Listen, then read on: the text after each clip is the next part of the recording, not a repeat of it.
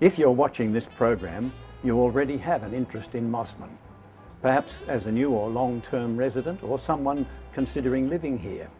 You may be planning to build a new house or change an existing one. Mosman Council believes that everyone can benefit from knowing more about the area, its history, its people and its buildings. This program aims to show why Mosman's distinctive built heritage is important and worth keeping.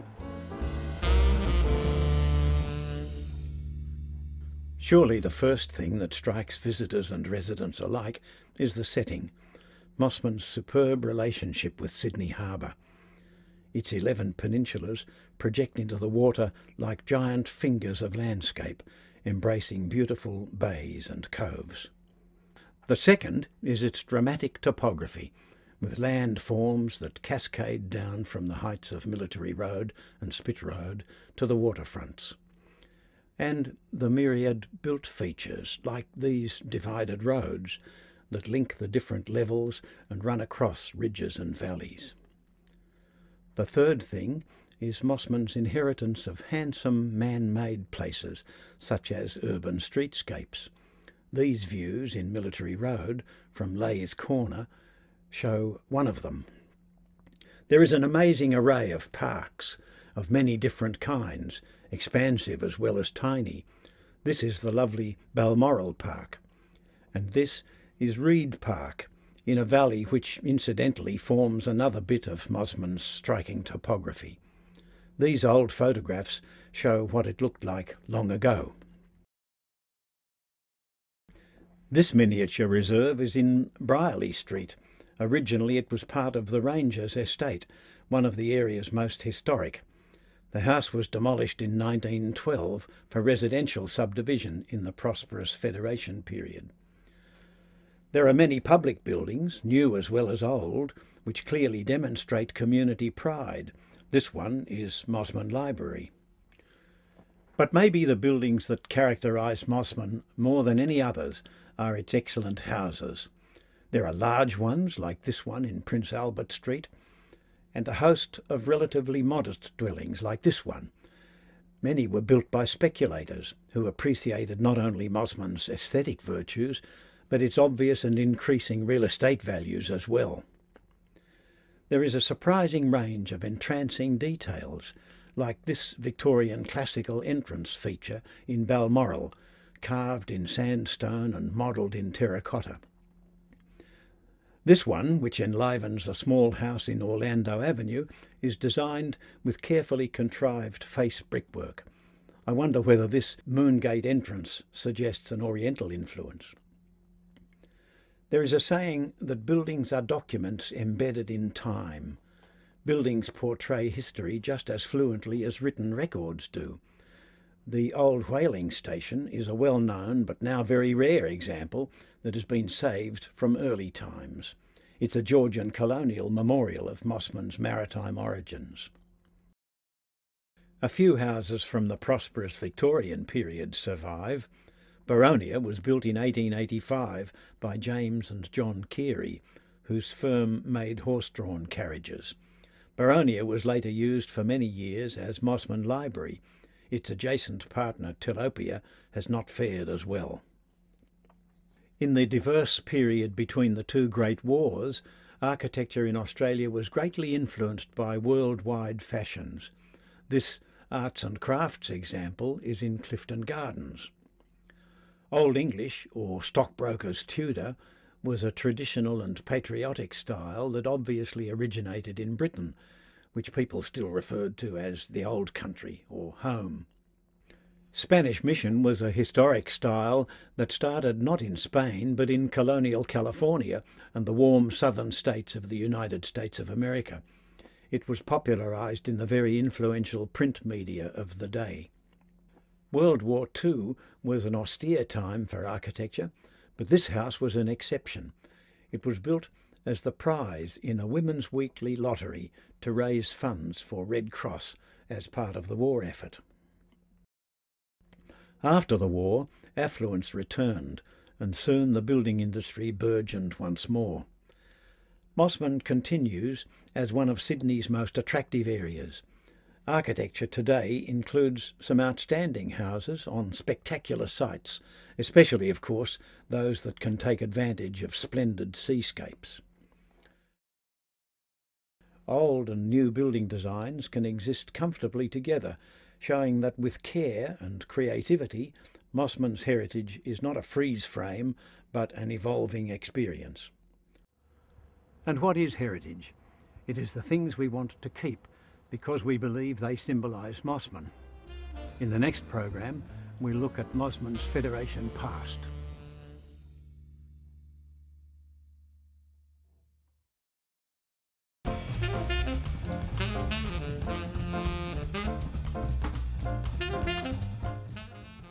In the Federation period, those 20 years or so before the First World War, Mosman grew phenomenally.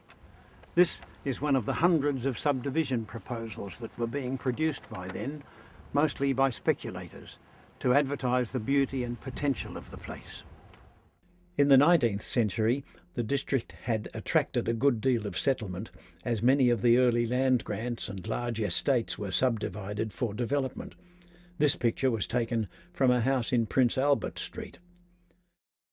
Streets like this were created to serve the houses that resulted, and many of the streets were long and straight, ignoring the topography. In 1891, there were 289 residences in Mosman. Some of these later Victorian houses were large and built on ample allotments, like this one in Stanley Street. Some were smaller, like this quite elegant and well-conserved matching detached pair in Raglan Street. Many houses were smaller still, and there were some handsome terrace-type ensembles with a bit of cast-iron filigree embellishment. As the new century opened, Federation was a reality, and Australia was prosperous.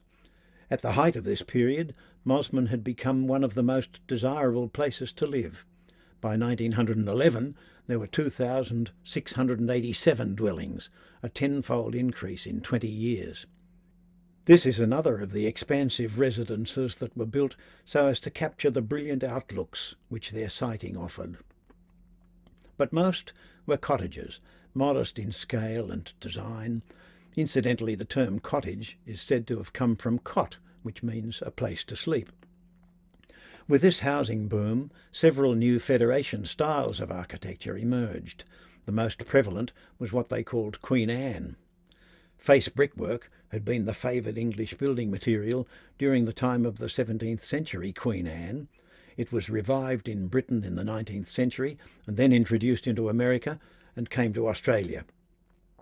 Just about as popular was the arts and crafts style related to the artistic movement of that name in Britain, in which high-quality hand workmanship and decoration were essential. This is when timber shingles were favoured, as can be seen in these gables. The range of materials used in these styles made Federation architecture quite different from what had gone before. As well as fine face brickwork, made possible by new ways of making excellent bricks, there were Marseille pattern terracotta roof tiles developed originally in France. Fretwork and turned timber decoration, which you can see in this veranda, ousted cast iron as the preeminent decorative material. In this house, as well as the panelled gable, you can see the distinctive window sashes with the curved rail that became a Mosman feature. Modelled plaster was often employed to complement brick walling and fine joinery. This house in Shadforth Street displays a gable modelled in low relief. Most residential designs were asymmetrical, informal, or what they called irregular or picturesque, like this arts and crafts house in Keston Avenue.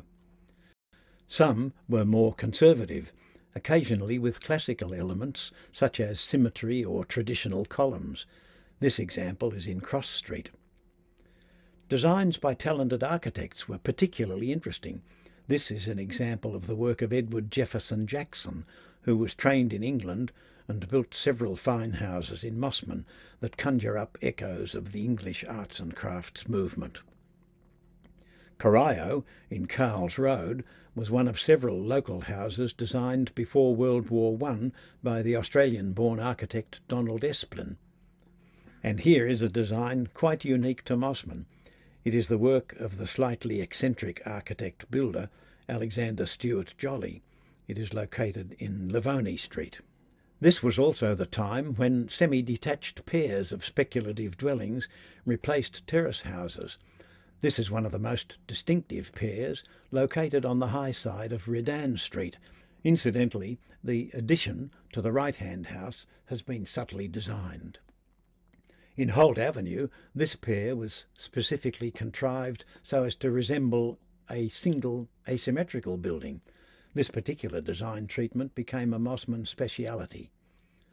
These modest twins at the east end of Urimba Road are in themselves a very attractive Queen Anne pair, but they also are part of this group, which is one of the most unusual ensembles in the whole of Mosman, a distinctive arrangement of 7 matching Queen Anne-style pairs.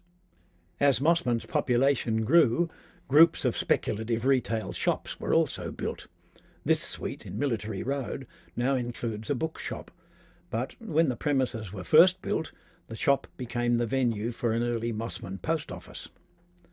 This suite, also in Military Road, was beautifully unified and symmetrical, until sadly the occupancy at the street corner end, at the left in this view, was removed in about 1960 and replaced by a very intrusive unit.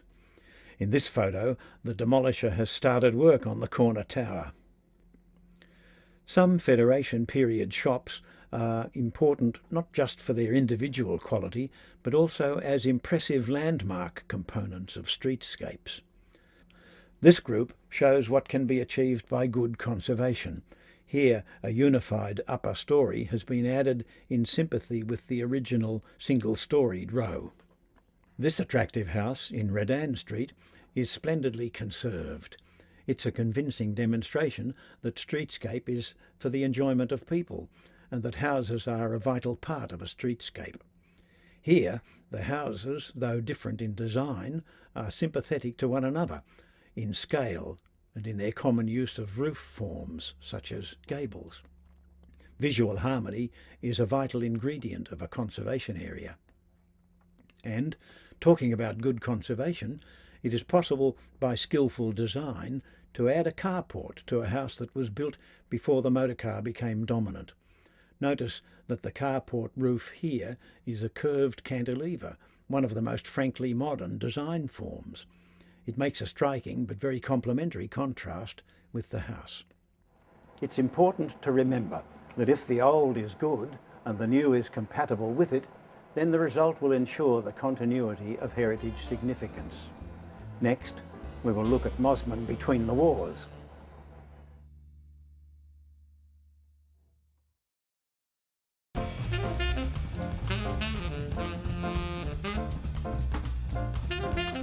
The 1920s and 1930s were years of continuing progress, characterised by the striking growth of the housing industry. The increase in population meant not only more houses, but also more retail establishments, such as this group of typical interwar shops with dwellings upstairs in Spofford Street. The style here is arts and crafts. There were new churches, all basically traditional in form, but often making a feature of new materials and techniques, such as these glazed terracotta or faience elements. New meeting places, such as the Masonic Centre, were also needed. Here is a satisfying streetscape composition which incorporates shops into its design. There were also more school buildings. This large interwar block at the high school is a handsome, symmetrical and classical design. More buildings for recreation were erected. Perhaps the best known of these are the ones at Taronga Park. This picture shows the reserve at Balmoral and the Bathers Pavilion, designed in 1929 by Mosman Council's own architect, Alfred Hale. The wonderful diversity of house building styles included inventive uses of the old traditional material sandstone, as can be seen in this lovely interwar house in Balmoral. That other traditional material, brick, employed new varieties that were made possible by advanced manufacturing techniques. In this building, the bricks are geometrically striated, while at this house in Cardinia Road, several different dark colours are combined to produce a variegated texture. What follows is a quick survey of the main architectural styles that can be seen in interwar Mosman. The attractive arts and crafts tradition that had been so pervasive in the Federation period continued so strongly that it has become almost synonymous with Mosman. The crafts of brickwork, cement rendering and carpentry and joinery were adroitly incorporated.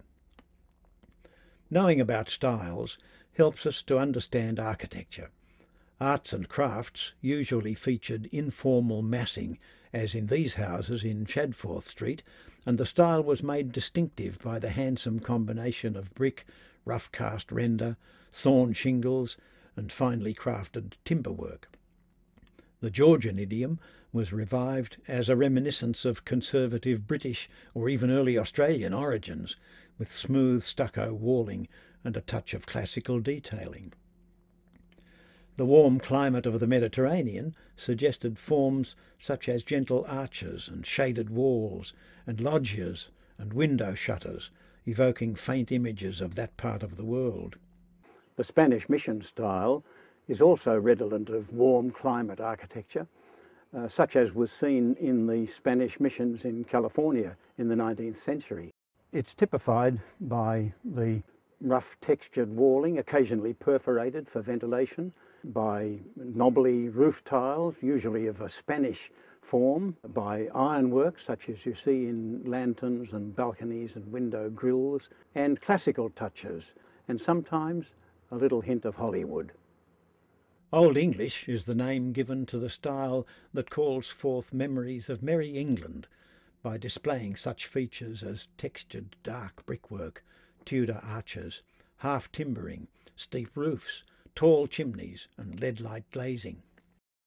Art Deco was a quietly revolutionary interwar style characterised by assertive stepped forms, sharp edges, geometrical patterning and steel-framed windows. It's interesting that so many Mosman flats are Art Deco in design. There is even a church in Mosman displaying a most fetching combination of Gothic and Art Deco forms, not only in its exterior as shown here, but in the interior design as well. An interwar residential style that was adopted most enthusiastically in Australia was the California bungalow. It started in Pasadena, California. Wide roofs and eaves and ample shady outdoor rooms suited not only the Australian climate, but our increasingly informal way of life.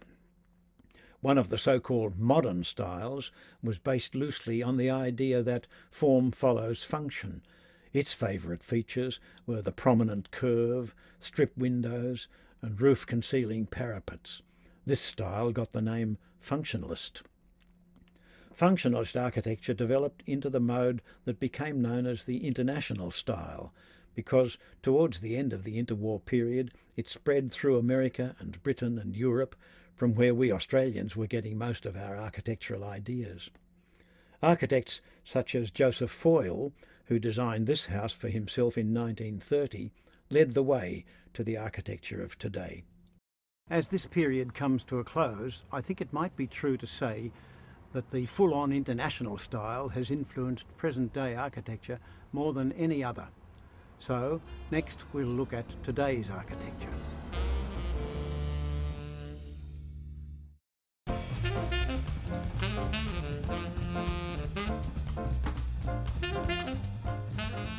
Mosman's built heritage comprises a multitude of fine houses, both new and old, small and large.